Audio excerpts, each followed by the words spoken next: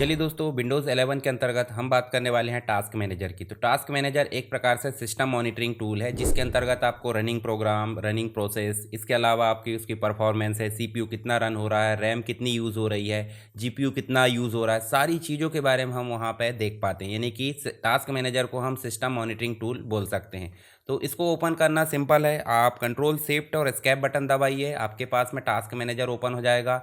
दूसरी चीज़, आप यहाँ जो नीचे टास्क बार दिख रहा है, टास्क बार में कहीं पे भी खाली जगह पर राइट क्लिक करो तो आपको जो है टास्क मैनेजर वाला ऑप्शन दिख जाएगा। ठीक है, तो इस प्रकार आप ओपन कर सकते हैं। साथ ही आप स्टार्ट बटन में भी जाकर देख लीजिए, जैसे टास्क मैनेजर आप सर्च करते हैं तो भी आप यहाँ से टास्क मैनेजर को ओपन कर सकते हैं।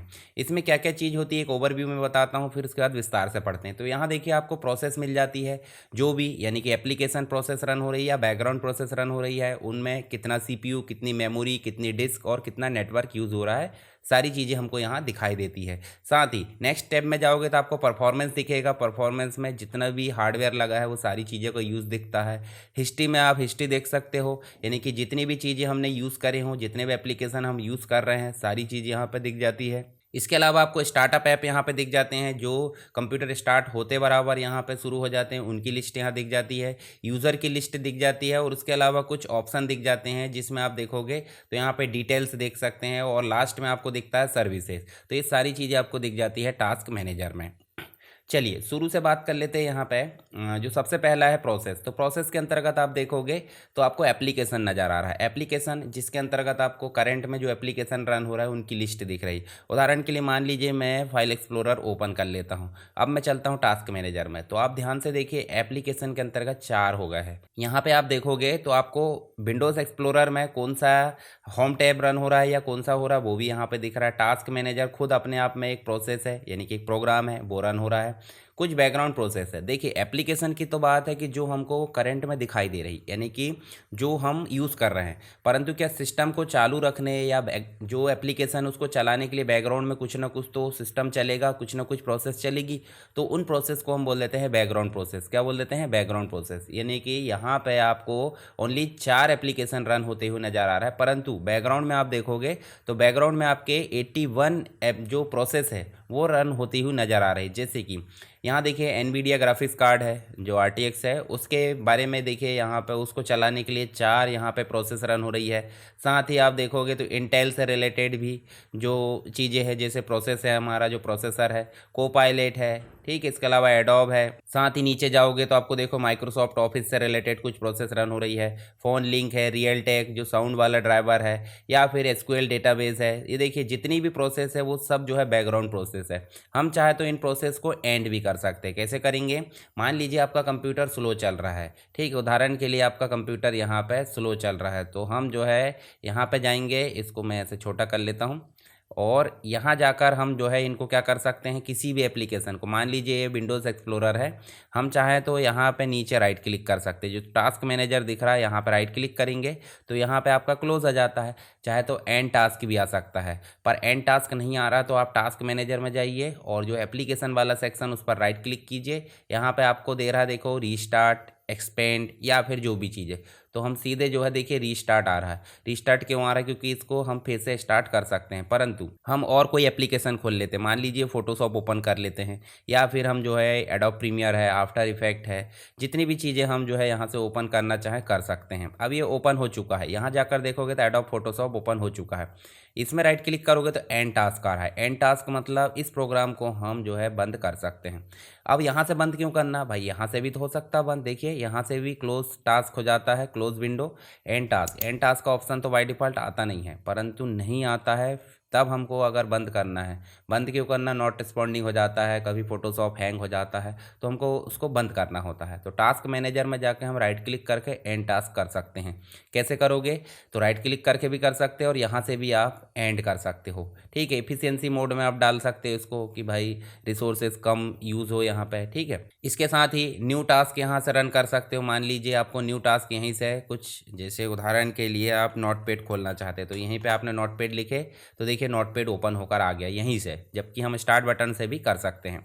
तो यहाँ इन प्रोसेस को, ये जो एप्लीकेशन, इनको तो हम बंद कर सकते हैं, टास्क मैनेजर को खुद को भी बंद कर सकते हैं, परंतु हम नीचे जो बैकग्राउंड प्रोसेस दिख रही है इनको बंद नहीं कर सकते। क्यों नहीं कर सकते?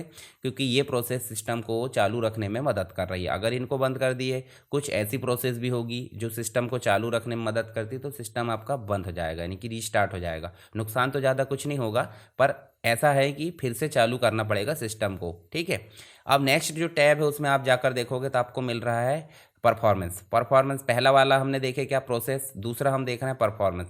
तो परफॉर्मेंस टैब जो होती है कंप्यूटर के अंतर्गत टास्क मैनेजर में, उसके अंतर्गत आपको सीपीयू, मेमोरी, इसके अलावा डिस्क है जितनी भी, और जो जीपीयू है, इन सभी का यूज़ कितना हो रहा है वो हमको दिखाई देता है। जैसे उदाहरण के लिए सीपीयू में चलते हैं, सीपीयू में आपको डिटेल भी दिख जाती है कि भाई 12th जनरेशन का कोर i5 यहाँ पे आप देख रहा है, जो सीपीयू दिख रहा है, नीचे उसकी प्रोसेस दिख रही कंप्लीट। देखिए इस प्रकार से जितना भी रन हो रहा है वो सारी चीज़ हमको दिखाई दे रही है।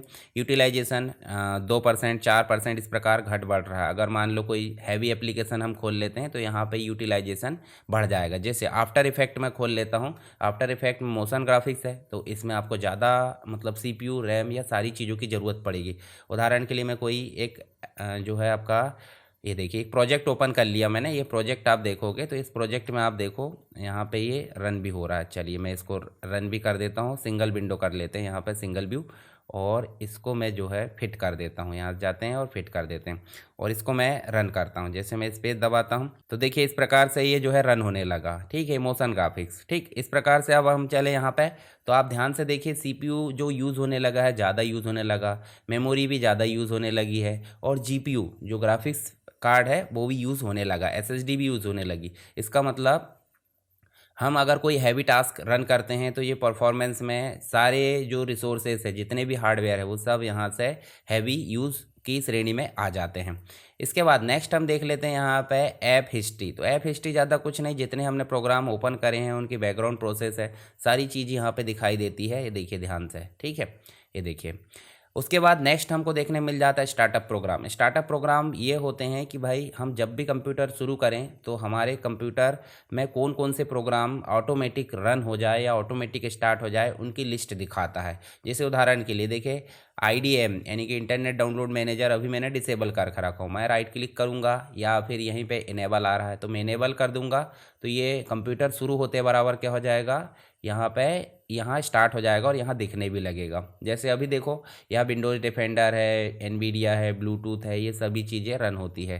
तो देखिए यहाँ विंडोज़ सिक्योरिटी इनेबल है, इसका मतलब है कि कंप्यूटर शुरू होते बराबर ये स्टार्ट हो जाएगा। शेयर एक्स है जो आपका स्क्रीनशॉट वाला ऐप है, बाकी चीज़ों को मैंने जो है डिसेबल कर रखा हूँ। फ़ोन लिंक भी डिसेबल है। देखिए इनेबल क्या है, तो IDM है, कोपायलट इनेबल है, इसके अलावा आपका क्या है, सिक्योरिटी वाला सिस्टम है, और शेयर एक्स है। तो इनको मैंने इनेबल कर रखा हूँ। तो सिंपल है, आप किसी भी चीज़ को, जैसे गूगल क्रोम है, इसको इनेबल और साथ में डिसेबल यहीं से कर सकते हो। अगर मान लो स्टार्टअप में आपका सिस्टम स्लो चल रहा है तो आप डिसेबल कर देना इनको। इसके अलावा यूज़र मेंटेन कर सकते हैं। मेरा जो है एक ही यूज़र है, मतलब मैं पर्सनल कंप्यूटर है इसलिए एक ही यूज़र है। आप ज़्यादा यूज़र बनाना चाहे, मैंने पिछली क्लास में बताया था, तो उसमें आपको यूज़र मेंटेनेंस यहाँ से दिख जाता है।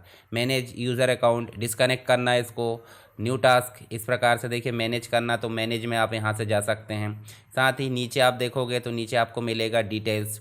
डिटेल्स में आपको देखिए जो प्रोसेस रहती थी उन्हीं की हिस्ट्री इस प्रकार यहाँ पे एक प्रकार से जो करंट में रन हो रही वो दिखती है।